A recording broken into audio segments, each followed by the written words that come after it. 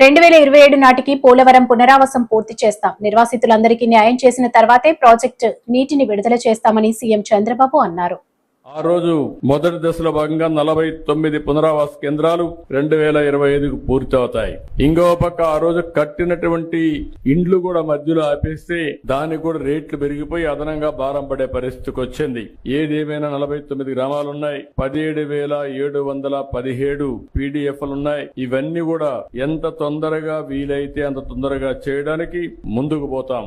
ఇప్పుడే మిత్రులు ఒక విషయం చెప్పారు, కొంతమంది పేర్లు కూడా డిలీట్ అయినాయి, బయట పోతే అవన్నీ కూడా ఇవ్వడం లేదని చెప్పి అడ్మినిస్ట్రేషన్ కి చాలా స్పష్టంగా ఆదేశాలు ఇస్తున్నా. జెన్యూన్ గా ఉండే ప్రతి ఒక్క పైసా కూడా మీకు పే చేస్తాం, ఎక్కడ దానికి అనుమానం అవసరం లేదు. కానీ అదే సమయంలో కొంతమంది మోసం చేసే వ్యక్తులు కూడా ఉంటారు. అలాంటి వాళ్ళ పట్ల అప్రమత్తంగా ఉండండి. ఇది గవర్నమెంట్ ఆఫ్ ఇండియా ఇచ్చే ప్రాజెక్టు. డాక్యుమెంటరీ ఎవిడెన్స్ కరెక్ట్ గా లేకపోతే మనం గాని ఎక్కడన్నా అన్ని బాగా జరిగి ఒక చిన్న విషయంలో ఎక్కడన్నా తప్పు జరిగినా అది టెక్నికల్ గా కావచ్చు, లేకుంటే ఏ విధంగా తప్పు జరిగినా మళ్ళా మనందరికి చెడ్డ పేరు వస్తుంది, ప్రాజెక్ట్ కి ప్రమాదం వస్తుంది. ఈ విషయం మీరు గుర్తుపెట్టుకోవాల్సిన అవసరం ఉంది. 5 సంవత్సరాలు ప్రాజెక్టు డబ్బులు ఖర్చు పెట్టలేదు, వచ్చిన డబ్బులు డైవర్ట్ చేశారు. దానివల్ల మీరు చూస్తే ఈ రోజు పునరావాస కార్యక్రమాలన్నీ మళ్లీ కొత్తగా టెండర్లు పిలిచాం. ఈ రోజు సిమెంట్ రేటు పెరిగింది, ఖర్చులు పెరిగాయి, ఎప్పటికప్పుడు ఇన్ఫ్లేషన్ ఉంటుంది. మళ్లీ అదనంగా 500 కోట్ల రూపాయలు ఖర్చు అయింది. అంటే ప్రాజెక్టు వల్ల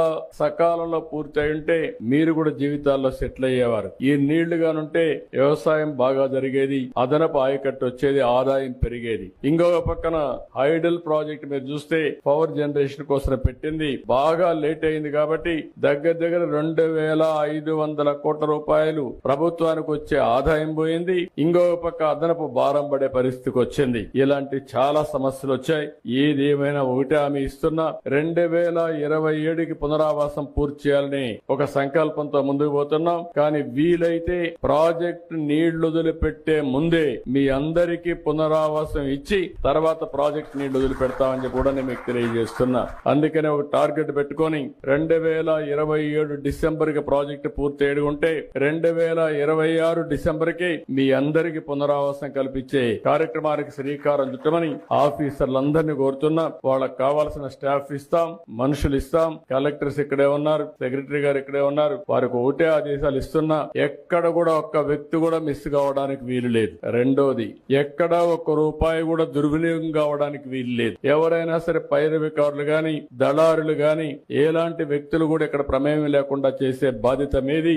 ఇంకొక విషయం కూడా మీరు గుర్తుపెట్టుకోవాల్సింది, వీళ్ళందరికీ పునరావాసం కల్పించిన తర్వాత కూడా మనకు ఒక బాధ్యత ఉంది. వీళ్ళకు ఆదాయం పెంచే మార్గం, వాళ్ళకు జీవన ప్రమాణాలు పెరిగేదానికి ఏమేం చేయాలనో అవన్నీ కూడా ఇవ్వాల్సిన అవసరం ఉంది. దానికి కూడా ఒక కార్యక్రమం తయారు చేయండి. అది కూడా మనం చేస్తామని చెప్పి మీ అందరికీ తెలియజేసుకుంటూ, మైక్ కొద్దిగా సౌండ్.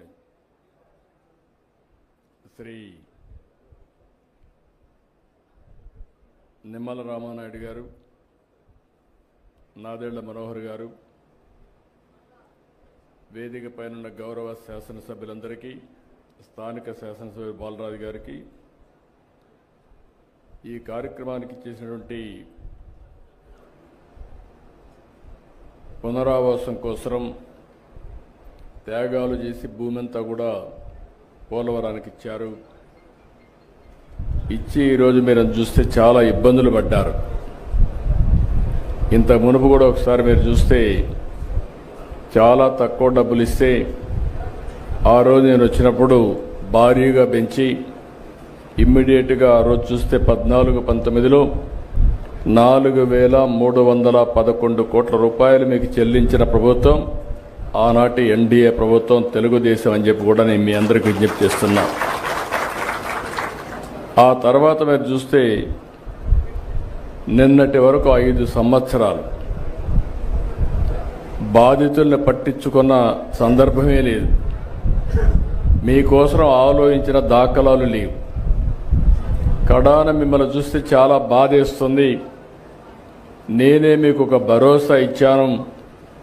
దానికి కూడా కారణం మీరు చూస్తే 7 మండలాలు తెలంగాణలో ఉండే మండలాలు విభజన జరిగిన తర్వాత మొట్టమొదటిసారిగా ప్రధానమంత్రి గారితో మాట్లాడి ఈ పోలవరం ప్రాజెక్టు పూర్తి కావాలంటే 7 మండలాలు ఆంధ్రప్రదేశ్కి ఇస్తే తప్ప సాధ్యం కాదని ఒప్పించి ఆ రోజు ఈ మండలాలు తీసుకొచ్చాం. అది నాకు ఒక నైతిక బాధ్యత అని చెప్పి కూడా నేను మీకు తెలియజేస్తున్నా. అందుకే ఎప్పుడు కూడా నేను వీలైనంత వరకు మీకు న్యాయం చేయాలి, అన్ని విధాలు ఆదుకోవాలని చెప్పి ముందుకు పోయాం. ఈరోజు కూడా ఈ ప్రభుత్వం వచ్చిన తర్వాత 828 కోట్ల రూపాయలు మీ అకౌంట్లో వేసామంటే అది మాకుండే మీ మీద ప్రేమ, కమిట్మెంట్ అని చెప్పి కూడా నేను మీకు తెలియజేస్తున్నా. నాయకులు చాలా విషయాలు చెప్తూ ఉంటారు. ఫ్రీగా వచ్చింది కాబట్టి ఆ రోజు మీరు చూస్తే అపోజిషన్లో ఉన్నాడు కాబట్టి 10 లక్షలు ఇస్తామని అనౌన్స్ చేసి వెళ్ళిపోయాడు. ఇచ్చాడా అని నేను అడుగుతున్నా. 5 ఏళ్ళు ఒక పైసా ఇచ్చాడా అని అడుగుతున్నా. వరదలు వస్తే మిమ్మల్ని చూశారా అని అడుగుతున్నా. మీకు వరదలు వస్తే ఎన్టీఆర్ మెమోరియల్ ట్రస్ట్ ద్వారా కాస్తో కోస్తో డబ్బులు మొబిలైజ్ చేసి ఆ రోజు నెహ్రూ కూడా ఇక్కడే ఉన్నాడు. అందరం గ్రామం తిరిగి కొంతవరకు మిమ్మల్ని ఆదుకున్న పార్టీ ప్రభుత్వం, ఆనాటి ప్రభుత్వం పార్టీ అని చెప్పి కూడా నేను మీకు తెలియజేస్తున్నా. అయితే రేపు మళ్ళా వచ్చి మీకు చెప్పచ్చు ఏదో చేసేస్తానని. ఏమీ చేసేటి ఏమి ఉండవు. వీళ్ళకి అధికారం తప్ప మీకు అన్యాయం చేస్తే ఒక యాంగిల్ చేశాడు. పోలవరాన్ని ఏం చేశాడో మీరు చూశారు. ఎప్పుడో పూర్తి అయిపోయి ఉండాలి. ఆ రోజు తెలుగుదేశం ప్రభుత్వం కంటిన్యూ అయి ఉంటే 2020కి పోలవరం ప్రాజెక్టు పూర్తయి మీ అందరికీ పునరావాసం కూడా ఇచ్చి మీరు కూడా ఇప్పటికి సెటిల్ అయ్యేవారు. ఈరోజు అవన్నీ కూడా పూర్తిగా దెబ్బతినే పరిస్థితి వచ్చింది. పోలవరం కూడా ఖర్చులు పెరిగిపోయినాయి. డయాఫామ్ వాల్ మీరు చూస్తే దగ్గర 400 కోట్ల రూపాయలతో డయాఫామ్